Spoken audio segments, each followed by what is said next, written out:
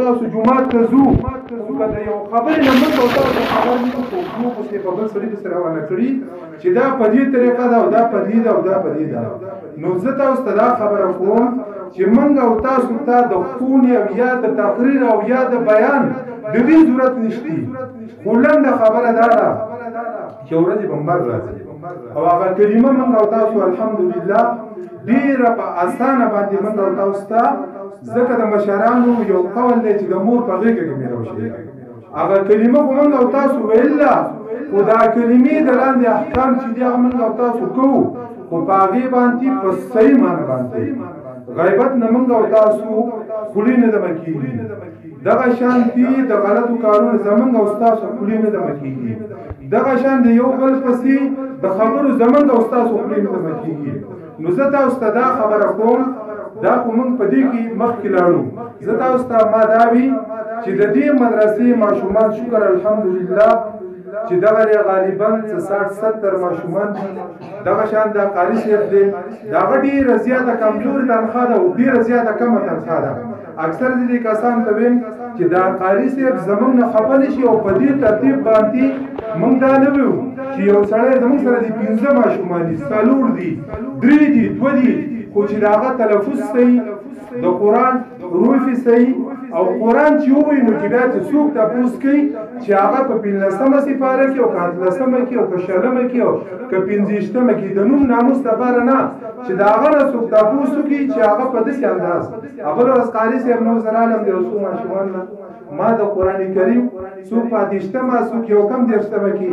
په سبق او داسې اورم نو ما ورته وایي مې قاري صاحب قرآن په یاد کړ دی زه پکې ګورم تاسو وایي نو دوه ماشومان به وي. یقین په خدای وکړه ماشاءالله زه حیران شوم هغو چې په کوم طریقه هغه قرآن کریم وي نو ما دا ومنله چې ماشاءالله د قاري صاحب محنت 2 کاله غالبا وشو هغې اوس رنګ راوړ. دا نه ده چې موږ ته د خلک ښه ووایي چېرې د فلانکي مدرسه کې دومره ګڼه ده موږ سره دي 4 تنه 15 تنه دي 3 قاري صاحب سره دي 3-4 کسان دي خو چې دا مدرسې نه فارغېږي او هغه په دې انداز باندې قرآن ووایي چې یو سړی ته مطمئن شي چې یاره د قرآن ختم کړی دی او ښه په صحیح معنی باندې کړی دی. نو د هغې اولنۍ پوړی کله چې یو سړی ولې د خېجي نو د بیخ نه یې شروع کوي نو چې کله ماشوم د قاعدې انداز ډېر په صحیح معنی باندې روان شو نو قرآن کریم دله بیا چې دا قاعده په صحیح معنی او په صحیح انداز وي قرآن کریم دله په بیا څه کېږي په خپله ورځي هغې کې دننه بیا د قاري صاحب ویلو د ضرورت هم دی او بیا چې زمونږ په شان په کمزوري حالات کې قرآن وایو 14مه او 20مه سپاره کې د ډېر ماشومان مایل دي د هغو نه تپوس کوه حرام کټه کې ورځي الحمدلله دا به 15 ماشومان دي او نن د هغوی ختم دی د هغو مور او پلار هم د هغه نه مطمئن دي چې قرآن ویل په دې انداز پکار دي او په دې دا حروف دي دا په دې طریقه وقف دی دا غنه ده دا په دې انداز باندې که سبا دی بلې مدرسې ته لاړ شي هغه به ورته دا نه وایي چېرې بچې ته بیا قاعده شروع ده لکه سړی یو پټۍ کړي او په دې کې جوار وکرل او هغه د شړه اړې او جوار پکې نه یوه پېره اړوه 2 اړوه 3 اړوه 15 اړوه او چې کله دې پکې جوار وکرل بیا څه کوي ویدي له سرپوښ ماتول غواړي بیا به دوی ته څه وایي که دوی بلې مدرسې ته الحمدلله لاړو او د اخوا د علم یا د ترجمې یا د نور څه اندازې وو نو بیا به دوی څه کول غواړي صرف په پړي کې به خبر کول غواړي چې معمولي باران چیرې او د افغان بې لږ وګرځوه چې دا تیغونه راوخېږي بیا به دوی قرآن په صحیح معنی او په صحیح انداز ویلی په دغه طرز باندې به دوی په اخوا بیا په درجو باندې رواني. نو شکر الحمدلله اولنۍ مبارکي د قاري صاحب ده بیا د دې ماشومانو ده او بیا د دوی د مور او د پلار ده بیا په دې انداز باندې زه تاسو ته اخوا بیانونه شروع کړم هر سړی په خپل کار کې مصروفه دی الله دې تاسو عزتمن کړي چې په معمولي وینا دلته زمونږ د عاجزۍ ځای ته راغلي زمونږ سره په خاورو ناست یې نو زه ستاسو دا شکریه ادا کوم او الله جل شانه د من ټول لا د قران سره مینه محبت پیدا کی د حدیث سره مینه محبت پیدا کی الله جل شانه دې زمون د مانځ سره مینه محبت پیدا کی الله دې د خو خلکو سره زمون مینه محبت پیدا کی الله جل شانه زمون کوم اعمال چې دي هغه په صحیح وزن باندې په صحیح معنی باندې د الله جل شانه په صحیح انداز زمون پښړه کې بغض حسد خیره کینا الله جل شانه دې دا زمون او تاسو نه ختم کړي خاص منګ او تاسو دا ما تاسو ته مثال پېښ کوم نن ما ته چې یو کس بیمار کورسي لزو په دې نیت زو چې دا سړی به سبا زما بیمار کورسي لراشي زما ته پوښتنه براشي کمن او تاسو یو سړی کوټه روانه ده جوړو په دې نیت ورزو چې سبا به زما کوټه روانه او دې براشي ما سره به جوړي یا منګ او تاسو د چا قبر لزو په دې نیت باندې زو چې راځه د خبر لازم دی به زما خبر لراشي دا زمنګ او تاسو کمانداز چې دی دا بل دی عمرګل سره لګیام هغه دا خبره کوله زمانه د وړو تاسو کو وړو په سوري ما په سره په چوکای کې دی نو دا وسکو ما به کدا وړو په سالور نه که په شل زو روپۍ شریزه په الله پاک موږ لراکې تاسو دلته پر محفل کې دا کسان ناس تاسو د مخ او چوړنه پیژندو بیا د په دې اندازه نو وړو ته چرته سو وګه پاتې شهره ما خم چې هغه ته رزق نه ملو شي منګ او تاسو سره کو د الله جل شانه شکر نه ادا کو چیرې الله جل شانه مونږ لا بدن روغ را کړ دې لاس پی سترګي وغونه انداز دا چانه تاسو کا چې د چا په ماته څوک شلی دا چانه تاسو کا چې د چا په ملا دړي دا چانه تاسو کا چې څوک ورونی چې ما دا په صحیح انداز پیدا کړیو لړ مثال د پېښ کوم دی سړی بچی دی په کور کې یو خلار دی یو مور دی یو بچی دی خپل بچی مزدوري لګل نه پدې تم دی میاشو د ټلیفون کې ما د روپۍ راولېګا په دویمه میاشت د ټلیفون کې ما د روپۍ راولېګا کال پالو د ټلیفون کې ما د پیسې راولېګا هغه لندن علیږي دا پلار دی خپل بچی د بیا بچوم نه وای الله جل شانه منګ او تاسو ډیر په خپل انداز پیدا کړی لاس را کړ دي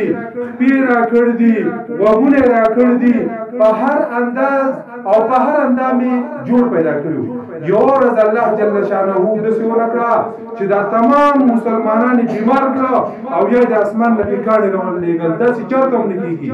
خو اهم خبره دې ته سوچ کول غواړي چې الله جل شانه معمولی اشاره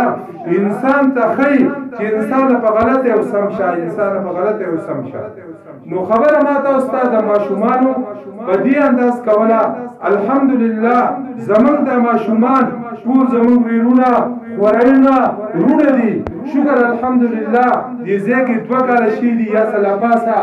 شکر الحمدلله ډېر په خپل انداز د دې سبق روان دي او ډېر په خپل انداز د قاری سره مهنت ته الله جل شانه دې قاری سره لا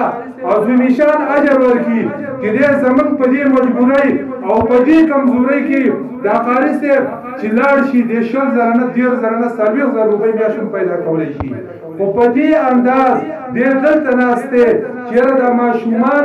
لګونه غونډه کې مهنت وسره شي او دا ماشومان په دغه انداز روان شي نو موږ او تاسو له هم په دې انداز دا پکار ده چې موږ خپل بچی نه کور کې تاسو کو چې بچی قاعده دي څومره وي بچی سپاره دي څومره وي بچی قرآن مجید دي څومره وي او بیا په هغه انداز چې د قاری صاحب هغه مهنت موږ او تاسو ته مخامخ راشي او بیا په هغه انداز هرچا الحمدلله قرآن نه ویلي او په هغه انداز چې موږ او تاسو تاسو کو دا د خپل